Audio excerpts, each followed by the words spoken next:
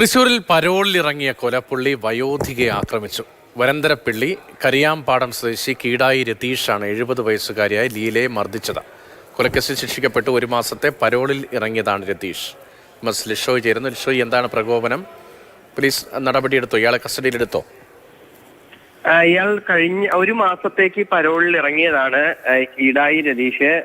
ഈ കീടായി രതീഷ് 2020 ശേഷം ഒരു കൊലക്കേസിൽ ശിക്ഷിക്കപ്പെട്ട് ജയിലിൽ കഴിയുന്ന വ്യക്തിയാണ്. അതിനിടയിലാണ് ഇത്തരത്തിൽ ഇയാൾ പരോളിൽ ഇറങ്ങിയത്. 1 മാസത്തേക്ക് വേണ്ടി ഇറങ്ങിയതാണ്. ആ ഒരു സമയത്ത് വീടിനടുത്ത് തന്നെയുള്ള ഇവരുടെ തന്നെ ഒരു ബന്ധുവായ ലീല എന്ന് പറയുന്ന 70 വയസ്സുകാരിയാണ് ഇയാൾ ആക്രമിച്ചത്. ആക്രമിച്ച ശേഷം പോലീസിൽ വിവരമറിയിക്കുകയും വരന്തരപ്പള്ളി പോലീസ് സ്റ്റേഷനിൽ നിന്നും പോലീസുകാരെത്തി ഇയാളെ ബലം പ്രയോഗിച്ച് കസ്റ്റഡിയിൽ എടുക്കുകയുമായിരുന്നു. ഈ വൃദ്ധയ്ക്ക് പരിക്കുണ്ട്.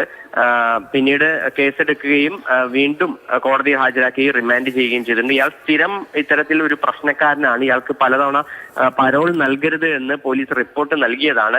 അതിനുശേഷവും ഇയാൾ പരോളിൽ ഇറങ്ങുകയായിരുന്നു. എന്തായാലും വീണ്ടും ഇപ്പോൾ ജയിലിലായിരിക്കുകയാണ്. പക്ഷേ ഈ റിമാൻഡ് കാലാവധി കഴിഞ്ഞാൽ ഒരുപക്ഷെ പുറത്തിറങ്ങുമോ അല്ലെങ്കിൽ പരോൾ ക്യാൻസൽ ആവുമോ എന്നുൾപ്പെടെയുള്ള കാര്യങ്ങളെല്ലാം തന്നെ ഇനി അറിയേണ്ടിയിരിക്കുന്നു. എന്തായാലും ഈ വൃദ്ധയെ ആക്രമിച്ച കേസിലാണ് ജയിൽ പുള്ളി ഇപ്പോൾ വീണ്ടും കസ്റ്റഡിയിലായിരിക്കുന്നത്. ശരി.